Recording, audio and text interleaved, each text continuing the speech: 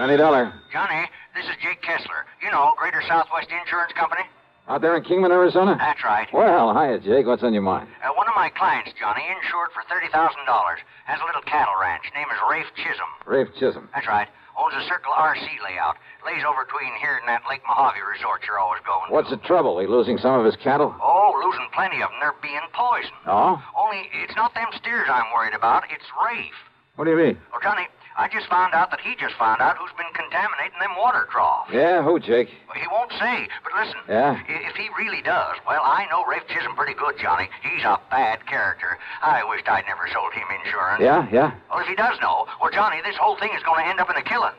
Either whoever's doing this or Rafe himself. The Circle RC. That's right. So, will you come out here and see what you can do about it right away? Sure. Okay, Jake, I'll be there.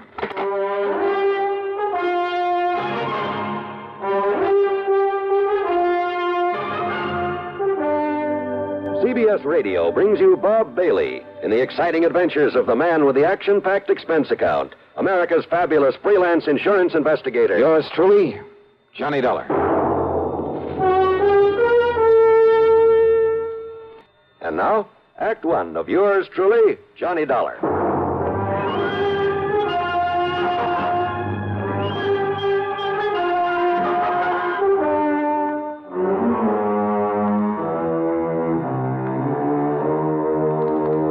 Expense account submitted by Special Investigator Johnny Dollar to the Greater Southwest Insurance Company, Kingman, Arizona office. The following is an account of expenses incurred during my investigation of the Sidewinder Matter. Jake Kessler hadn't given me very much to go on, but if my old friend Buster Favor, if Buster knew about the Circle RC and its troubles, well, expense account item 1 is $350 for a phone call to Davis Dam 72, the Lake Mojave Resort. I sure do know about that water poisoning over at the Circle RC, Johnny. After all, it's only 50 or 60 miles from here. Good. Then, Buster... I hope you can get on out here before somebody gets killed over it. Yeah, that's about the way Jake Kessler put it to me. So how'd you like to meet me at the airport over in Vegas? Be glad to. All right. Now, Buster, the best connection I can make will get me in there at 6 o'clock in the morning, okay? I'll be waiting for you, Johnny. Good. Item 2, 16390 plane fare to Las Vegas, Nevada. True to his word, Buster Favor was there waiting for me. In his car, we headed east on Route 95 to Boulder City, then turned south toward Kingman. And I wondered just how much food there was for a herd of beef cattle out here in this seemingly bare desert country. Well, sure, it's a problem, Johnny, but a much bigger one is keeping them supplied with enough water. See those windmills here and there? Yeah, I've noticed them. Well, every one of them has a big water tank and a watering trough at the base of it. Without them, those Herefords would all die off. We turn here. All right. Jake Kessler said this Rafe Chisholm is a pretty bad character. You ask me, Johnny, Rafe just soon kill a man as he would talk to him. The Sidewinder, they call him. And good reason, too. He's just as mean as a Sidewinder. Oh? That's why nobody was very happy to see him politic himself into a lease on that good ranch land with all the water it's got on it. Doubt if a single one of his pumps ever goes dry, which is more than you can say for most of the wells out here, believe me. But now somebody's poisoning the water for him. That's right. Any idea who? No doubt about it. Who, Buster? His ex-partner in a gold mine. Another bad character. Name is Jerry McCoy. It was by cheating Mac out of his share of the mine that Chisholm got the money to lease the ranch. I see. And Mac swore if he ever caught up with Chisholm, he'd get even with him. Ask me, Johnny, Mac has caught up with him.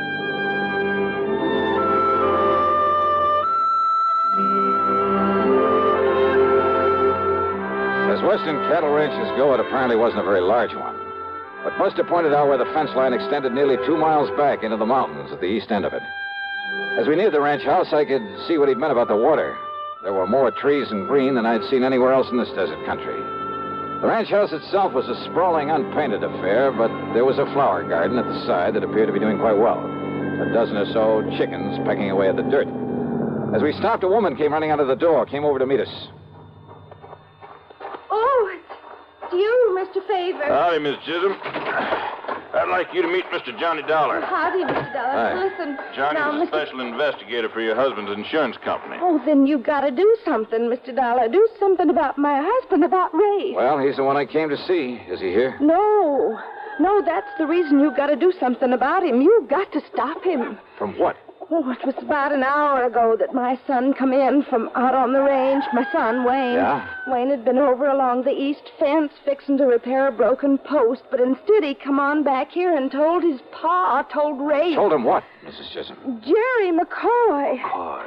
Wayne had saw McCoy out there fooling around the trough at the windmill, fixing to poison it, he must have been. And it is McCoy. Oh, what did your husband do about it? Oh, he grabbed his pistol, that old .45, and that knapsack of his'n, and he rode out there after him. Rafe will kill him, Mr. Dollar. Oh, he'll get killed himself, Mr. Dollar. Yeah, knapsack, did you say? Oh, yes, sir, that knapsack. Oh, why do you say it that way? What's in it? I don't rightly know, Mr. Dollar. Last few days, ever since he heard that McCoy was in these parts, he wouldn't let anybody touch it.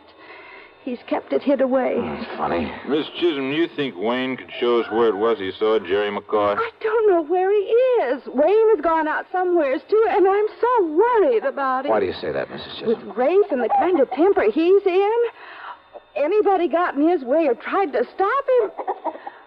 Rafe's a dangerous man, Mr. Dollar, and he's got that gun with him. What, his own son? You don't know that Rafe, mister. And we better find him quick. We'll have to track him, Johnny. Miss Chisholm, are there a couple of extra horses we can use? Oh, yes, help A yourself. lot better than a car out there in that mesquite and sage. Come on.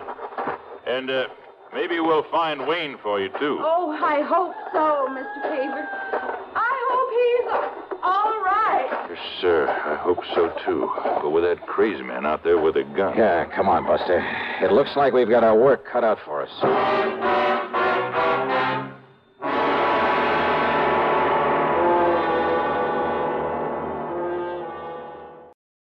And now, Act Two of yours truly, Johnny Dollar, and the Sidewinder Matter.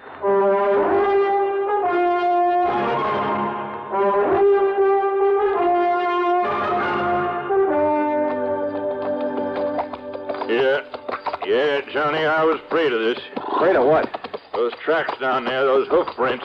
I still don't see how you spot them, Buster, among all the cattle tracks and the other hoof prints. They're real fresh, Johnny. And Rafe's mount turns out his left forefoot a little. See it there? No? The other tracks that follow his, well, must be the boy's horse. If Wayne catches up with him or old Rafe sees he's being followed, you got a gun with you, haven't you? Yeah, right here. Good. But I sure hope you don't have... Oh, Yeah, I heard that. Gunshot, huh? Pistol shot. Must have been that .45 Rafe's carrying. And it probably means that he's found McCoy. Or you discovered that Wayne's trailing him. Only we had some way of knowing where that shot came from. Only I hadn't been so busy talking my fool head off. So, well, I guess the only thing we can do is to keep following those tracks. Hey, wait. Oh, boy. Johnny, that shot came from over there at Black Canyon, way over there to the right. Rafe has a windmill and a water trough and an old feed shack, too. Then let's go. Oh, boy.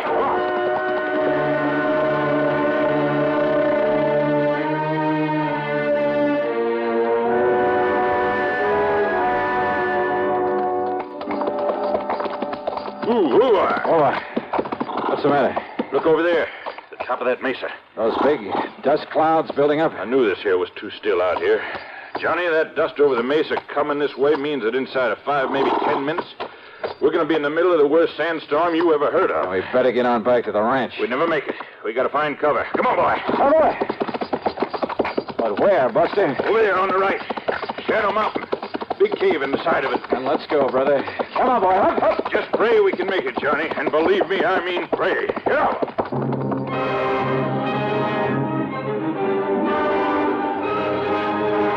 It was less than a mile to the cave in the side of Shadow Mountain. But by the time we'd covered half the distance, the sandstorm came roaring in on us. The hot, dry wind pounded and pummeled us at 50 or 60 miles an hour, hurling clouds of blinding, cutting sand ahead of it. How the horses were able to take this, I'll never know. Bent low in the saddle, our hats pulled down with handkerchiefs over our faces. We not only couldn't see, we could hardly breathe. As the storm got worse, we were forced to dismount, to cover the heads of the horses with our coats, to lead them on foot.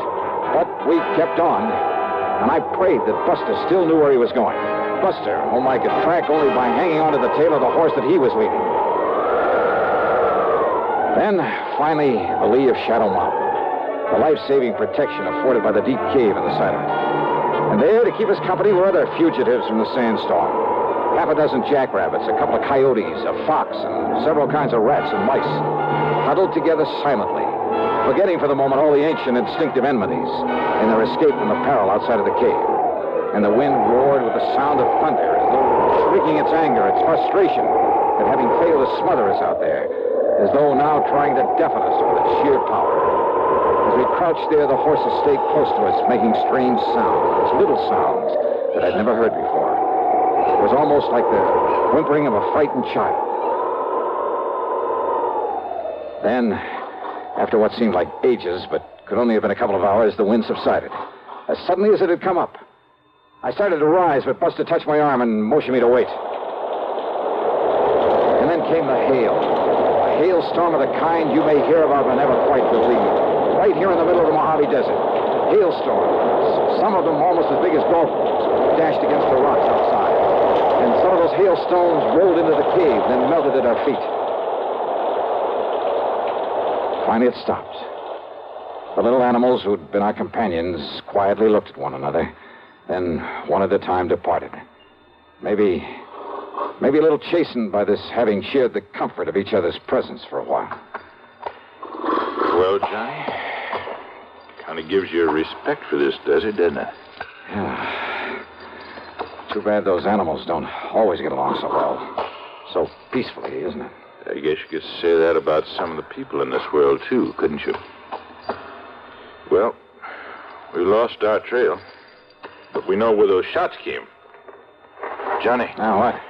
Half under that rock, the one that blocks the entrance to this. Somebody lying there, Buster. Must have come in during the storm. Wayne. Johnny, it's young Wayne Chisholm. Wayne. Wayne. Are you all right, boy? Hello, Mr. Favor. You're hurt, Wayne. You've been shot. Who did this? My pa. Your pa? Rafe Chisholm? I'll be all right. What happened? It was terrible. Tell us, boy. Tell us. Terrible. Terrible. Act 3 of yours truly, Johnny Dollar, in a moment. And now, Act 3 of yours truly, Johnny Dollar.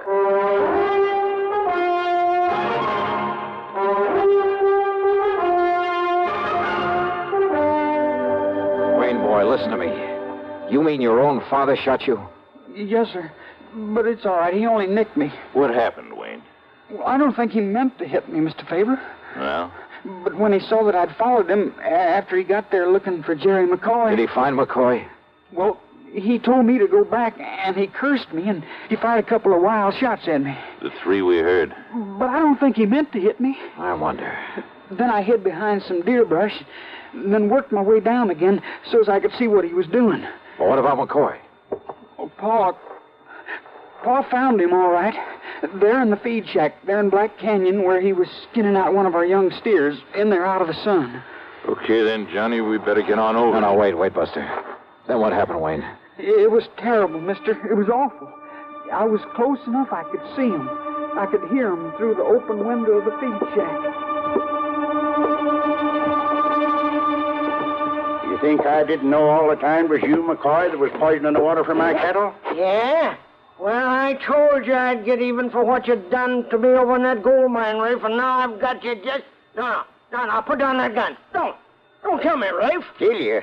And get myself in real trouble? Then put it down, put it away. See, I got no gun on me. I ought to kill you, Mac. I've been thinking about this a long time, about what I'd do when I caught you.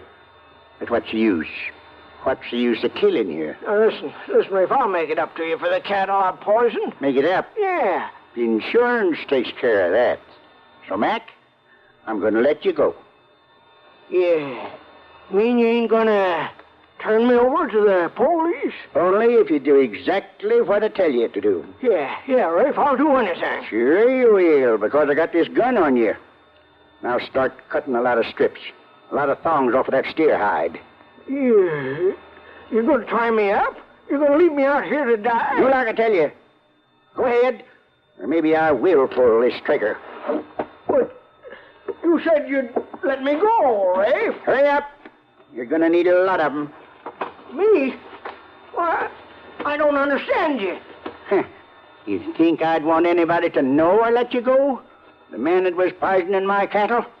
Keep cutting them strips. I am, Rafe, I am. Yeah, it's got to look like you got the best of me. Tied me up and left. What? You're going to tie me up to this post in here. Tie you up? Go ahead, do like I tell you.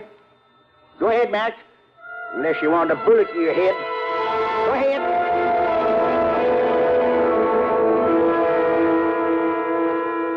All right. Pull them strips around my ankle tighter. Yeah. Yeah, Rafe, sure. Put another one around my neck, around the post. Yeah. But if this is some trick on me, Rafe. There ain't no trick. But now listen, a couple of days out here with no water, you die. Come on, tighter. I still got this gun on you. But I'm no killer, Rafe. You won't be. Because a couple of hours and that boy of mine will be back here with help. I don't They trust see me tied up this way, they'll never know I got soft and let you get away. I still don't trust you. Yeah. You got no choice. Now, here you are. You'll never get loose. Unless they come out and cut you loose. You think I'd take this chance if I didn't know they would? You get out of here. The wind's coming up, and there's going to be a sandstorm. All right, I will. And, here. Your gun? That's right. Take it. Because I know you ain't got the guts to use it on me. And it's better if they think you took it off me. I don't get it, Rafe. But I better get out of here before they come for you. That's right. You can take my horse, too. Your horse, too, huh? Well, sure I will. Don't touch that knapsack out there on the ground. Knapsack?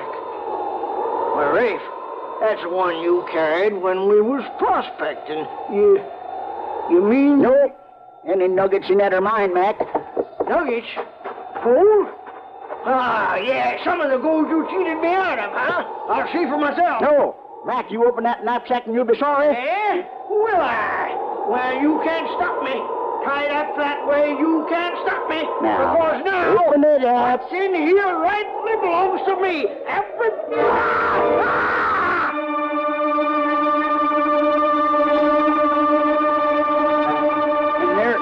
And there in that knapsack was 3 sidewinders. Sidewinders?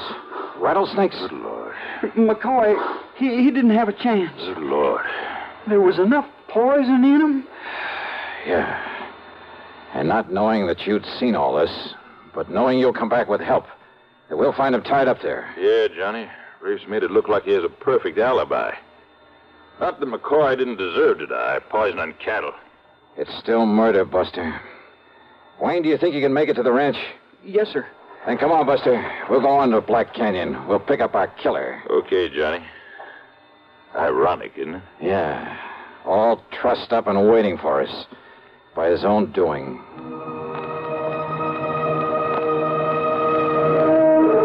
It was late in the afternoon by the time we reached the watering trough in the old feed shack. And the body of Jerry McCoy, already half buried by the sandstorm. And I wondered what sort of punishment could possibly be enough for the man who'd done this to him. Yeah, I wondered until we found Rafe Chisholm tied to that post. Wait a minute.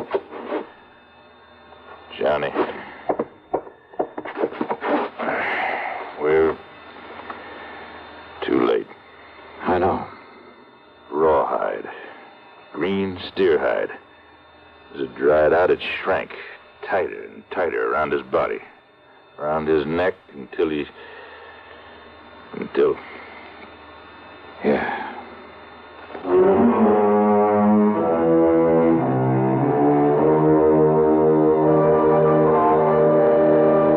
I don't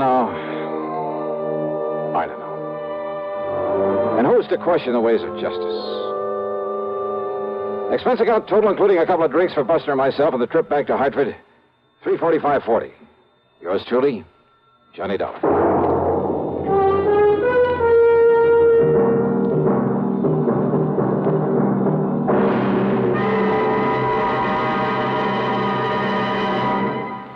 And now, here's our star to tell you about next week's program. Next week, Long Beach, California, looking for the tidy sum of $75,000.